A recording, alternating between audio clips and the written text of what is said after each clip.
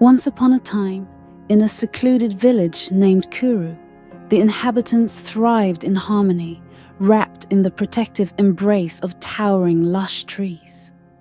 The villagers were bound by a single sacred rule: all young women must remain pure until marriage. This tradition was the cornerstone of their community, a badge of honor for parents who took pride in their daughters' chastity. They would often boast, "My daughter is as pure as the morning dew," convinced that their upbringings reflected their steadfast adherence to this custom. However, one fateful day, a sinister shadow fell over Kuru. An inexplicable calamity began to plague the village, with crops wilting and livestock falling ill. In a desperate bid to lift this curse, the villagers turned to the oracle, a revered figure named Agaji. With grave authority, Agaji declared that only a true virgin could quell the chaos. The villagers gasped as he foretold that the maiden who offered herself for a sacrifice would be rewarded with a marriage to the prince, along with riches for her family. Excited at the prospect of elevating their daughters to royal status, the parents rushed to the palace, certain that their girls were untouched by temptation. As the crowd gathered, a figure named Abayomi stepped forward, cradling a large, ornate pot. He proclaimed, "Within this pot lies a blessed necklace from the gods. Only a true virgin can retrieve it. This is the trial set before us." One by one, the girls approached the pot, their hands trembling with anticipation. But as each girl dipped her hand in, she withdrew, empty-handed. Anxiety rippled through the crowd as the first girl faltered, then the second, and so on. Finally, it was the chief's daughter's turn, known for their ethereal beauty and grace. The eldest stepped forward confidently, only to find nothing. The next sister tried and failed as well. Finally, the youngest, her hands quaking with fear, came up empty too. Stunned silence enveloped Kuru as whispers of disbelief erupted among the villagers. How could this be? Not even the chief's daughters. The elders exchanged anxious glances, grappling with the unsettling reality that their cherished traditions were unraveling. As confusion spread, a familiar name emerged from the crowd. Isime, a mysterious woman who had recently come from the city. "It's her fault!" the villagers exclaimed, their fingers pointing in her direction. "She has tainted our girls." The whispers grew louder. "Ever since she arrived, our daughters have forgotten their virtues." Little did they know that Isime was not just a visitor. She was a siren, a dazzling presence that mesmerized the village. With her radiant beauty and extravagant clothing, she turned heads wherever she went, especially among the men of Kuru. They showered her with gifts, unaware of the dark secret she harbored. Intrigued by Isime's allure, the village girls began to emulate her, yearning for the attention she received. Among them was Asabi, the chief's youngest daughter, who had always adhered to the village's customs. But as she observed Isime's secret meetings with the men, a dangerous curiosity ignited within her. "If she can have all this, why can't I?" Asabi thought, her mind racing with the possibilities. The following day, she approached a handsome merchant who had been eyeing her. Emboldened by Isime's influence, she struck up a secret agreement with him, exchanging her company for gifts. "This is easy," she mused, exhilarated by her newfound power. Soon, the whispers among the girls morphed into a rallying cry, and Isime became their unintentional leader. As the weeks passed, what began as a trickle of curiosity transformed into a flood. The girls of Kuru, drawn to the allure of forbidden fruit, began to abandon their values for the thrill of secret rendezvous. Makeup became a mask of rebellion, and their laughter echoed in the shadows, concealing the truth from their unsuspecting parents. But the village remained blissfully unaware of the crumbling foundations of their cherished traditions. The elders spoke fervently about purity, convinced that the girls adhered to their teachings, while the girls masqueraded as dutiful daughters by day, living a double life by night. Then, as if summoned by the gathering storm, disaster struck Kuru. The land itself seemed to weep. Crops shriveled and livestock perished. Villagers fell ill, tormented by strange maladies. In their panic, they turned once more to Agaji, who listened to their cries with somber intent. After a tense silence, he declared, "The gods are angered. The sanctity of our traditions has been violated. A great sacrifice must be made. 2 virgin maidens must offer themselves at the sacred altar within 2 days, or the curse will deepen." Panic spread like wildfire. The villagers, once confident in their daughter's purity, were now riddled with doubt. Abayomi, the town crier, announced the urgent call for maidens to present themselves at the palace. The echoes of his plea resonated throughout Kuru, igniting a sense of dread. On the day of reckoning, families gathered, anxiety palpable in the air. As each girl approached the pot, hope turned to despair. As one by one, they emerged empty-handed. The final blow struck when it was revealed that Isime had turned their daughters into something they could never have imagined. A generation lost to temptation, as the reality of their situation sank in. With each passing hour, the blame fell heavier upon Escalating. The villagers turned her into a scapegoat, the embodiment of their shattered traditions. "She must pay for what she has done," the elders whispered, their faces grim. Isime, once celebrated, now stood at the center of a storm she had unwittingly unleashed. As the village writhed in turmoil, the question loomed ominously. What would become of Kuru? And could any sacrifice restore the balance that had been irrevocably shattered? As night descended upon the village, the ominous tension in the air thickened. The villagers prepared for what lay ahead, the weight of their decisions heavier than ever.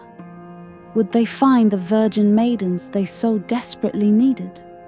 Or was Kuru doomed to remain forever ensnared by its own secrets? As the elders convened in the dimly lit chamber of the village hall, the air was thick with tension and fear. They exchanged worried glances, knowing the village's fate rested in their hands. Each elder spoke in hushed tones, recounting the long-standing traditions that had been upheld for generations and the sudden unforeseen collapse of their values. "Isime must be punished," one elder declared, his voice trembling with urgency. "Her arrival has brought chaos to our village. We cannot let her escape the consequences of her actions." The others murmured their agreement, but a younger elder named Essie raised her hand. "Before we act rashly, we must remember that the girls were not forced. They chose this path. Isime may have influenced them, but it was their decision to abandon our traditions." The elders fell silent, considering her words. In that moment of reflection, the weight of the village's desperation began to settle heavily upon them. With no virgin maidens to perform the sacred sacrifice, the curse would only grow stronger, consuming their crops, their livestock, and their very lives. Meanwhile, Isime sat alone outside the palace, feeling the villagers' stares burn into her back like hot coals. She could sense the anger simmering just beneath the surface, a fire waiting for the spark that would ignite it. Whispers of her name, carried through the air, the blame quickly turning to a toxic tide. As night fell, the villagers gathered in the square, their faces illuminated by flickering torches. The village chief stood before them, his voice firm but pained. "We face a dire crisis. We must act before the curse consumes us. We must find the two maidens who can still save us." Suddenly, a loud crash echoed through the night. The villagers turned to see a figure emerging from the shadows, a woman draped in tattered rags and dirt. It was Isime, a mysterious woman known for her strange prophecies and deep connection with the spirits of the land. She had long been shunned by the villagers for her unconventional beliefs, but now her arrival sparked both intrigue and fear. "I have come with a warning," Isime cried, her voice resonating with urgency. "The gods are not only angry, they are hungry for justice. The sacrifice must come from the heart, not just the purity of the body. Find the maidens who have remained true to themselves despite the chaos, and you will save your village." Essie stepped forward, drawn to Isaime's words. "But how can we find them? The curse has clouded our judgment, and doubt has poisoned our hearts." Isaime's eyes glimmered in the firelight, her expression a mix of wisdom and sadness. "Look within. The maidens who have not succumbed to the allure of material gifts still exist. They are hidden among those who still cherish their values, but you must open your eyes to see them." As the crowd murmured among themselves, a sense of determination began to swell. They knew they had to act fast, but uncertainty hung heavy in the air. Would they be able to find two maidens among the despair and doubt? That night, while the villagers slept, whispers floated through the village like a gentle breeze, carrying tales of hope and despair, of beauty and betrayal. And in the shadows, Isime listened, torn between guilt and a strange feeling of empowerment. She had never intended to disrupt the village, yet she had discovered a part of herself that was vibrant and alive, a part that had long been buried beneath tradition and expectation. As dawn broke, the villagers set out on their quest. They split into groups, searching for the girls who had remained true. Essie led a group towards the river, recalling the laughter and innocence that once filled the air, while another elder took a band into the forest, searching for signs of life and resilience. In the heart of the village, the chief's daughters, who had failed the necklace test, gathered with the remnants of their pride. Ashabi, once the innocent girl who had admired Isime, stood in front of her sisters, her heart racing with a mix of fear and rebellion. "We cannot let our parents down," she said, determination flickering in her eyes. "We need to reclaim our dignity. Let's find a way to show them we can still be true to ourselves." Meanwhile, Isime contemplated her place in all of this. She had grown accustomed to the attention and the gifts, but now the weight of her choices pressed heavily on her shoulders. What had begun as an adventure had spiraled into chaos, and now the village she had once admired was facing ruin because of her influence. As the sun climbed higher, casting long shadows across the village, the search began to yield results. In a secluded grove, Essie's group stumbled upon a gathering of girls who had chosen to stand apart from the turmoil. Those who were still honoring their values, sharing stories of hope and resilience. They were led by a gentle soul named Kemi, whose kindness and strength radiated like the sun. "We may not be many," Kemi said, her voice steady, "but we are the light that can guide the village back to its roots. Together, we can restore what was lost." But just as they felt a flicker of hope, a chilling wind swept through the grove, carrying with it a sense of foreboding. The sky darkened as a storm brewed on the horizon, and whispers of the gods' discontent echoed in the air. The villagers knew they were running out of time. As the groups converged at the center of the village, a Beni appeared once more, her presence commanding silence. "The moment is near," she said, her voice a low, haunting melody. "You must choose wisely. Will you sacrifice your beliefs for the allure of material gifts? Or will you stand firm in your values and save your home?" The villagers stood at a crossroads, their faces a tapestry of hope, fear, and uncertainty. With each passing moment, the weight of their decision grew heavier, and the storm clouds above swirled ominously. "Let us not let the past define us," Kemi declared, stepping forward. "We can find strength in our unity and restore the honor of our village. Let's embrace who we truly are." The crowd began to stir with a newfound resolve, and as the storm broke, the first raindrops fell like tears from the heavens. It was a sign, a signal from the gods, a reminder that even amidst chaos, there was a chance for redemption. As the rain washed over Kuru, the villagers felt a shift in the air, a promise of renewal. And in that moment, Isime understood the true meaning of purity. It wasn't about the absence of desire, but the presence of integrity, compassion, and authenticity. Would they rise to the challenge, or would the village of Kuru succumb to the shadows of its past? The choice was theirs to make, and the storm outside mirrored the tempest within their hearts. As the rain poured down, drenching the earth and cleansing the air, the villagers began to gather in the square, united by a shared determination. Essie stood at the forefront, her heart racing with the urgency of their mission. "We must choose the maidens, who embody the spirit of our traditions," she proclaimed, her voice rising above the sound of the rain. "Together, we can restore balance to our village." Kemi stepped forward, her eyes reflecting the resolve that now filled the crowd. "We are not just the sum of our past mistakes.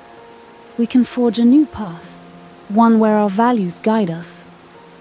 The two maidens we choose must represent the best of Kuru, their hearts untainted by greed or desire for material wealth." As whispers of agreement flowed through the villagers, Isime felt a weight lift from her heart. The power of community, once a distant notion, now surged through her like a life-giving river. She stepped forward, taking a deep breath. "I want to help," she said, her voice steady. "I was lost in my pursuit of superficiality, but I see now the strength of our traditions. Let's find the maidens who can help us heal." As the villagers began to search for Kemi and the other girls, a sense of urgency propelled them. They called out the names of those who had remained true to their roots, their voices echoing against the rain-soaked earth. The storm began to subside, revealing glimpses of sunlight breaking through the clouds, casting a warm glow on their faces. In the heart of the gathering, the chief's daughters, who had once felt the sting of judgment, realized that their strength lay not in rebellion, but in authenticity. They stepped forward, their heads held high, ready to embrace their true selves. "We will stand with you," Ashabi declared, her voice unwavering. "We are not just reflections of our parents. We are the future of Kuru." As the sun peeked through the clouds, the villagers found themselves encircling Kemi, Isime, and the other maidens who had chosen to honor their values. They formed a tight-knit circle, their hearts beating in rhythm, a symphony of hope and unity. Together, they lifted their voices in a chant, a melody of strength, resilience, and a pledge to uphold the spirit of their village. The atmosphere shifted, the air crackling with energy as the gods themselves seemed to listen. In that moment, the curse that had loomed over Kuru began to dissolve, replaced by the warmth of solidarity. The sacrifices they had feared turned into a celebration of life and renewal, their hearts filled with a shared commitment to restore what had been lost. As the final notes of their chant faded into the air, a brilliant ray of sunlight broke through the clouds, illuminating the square. The villagers felt a collective sigh of relief wash over them, the burdens of doubt and fear lifting like a veil. They understood now that true strength lay in their unity, in embracing their identities and learning from the past. With newfound purpose, they turned towards the elders, ready to reclaim their traditions with open hearts. The path ahead would not be easy, but together they would navigate the challenges and forge a future that honored their roots. And so, Kuru stood transformed, not just as a village, but as a living testament to the power of authenticity, love, and community. Isime, once an outsider, found her place among them, her heart intertwined with the spirit of Kuru. She had learned that true beauty lies not in appearances, but in the depth of one's soul. As the sun set on that fateful day, the villagers of Kuru embraced the promise of a brighter tomorrow, where their traditions thrived, and the whispers of the past became the songs of their future. The storm had passed, leaving behind a renewed village, one where the light of hope and unity shone brightly in their hearts.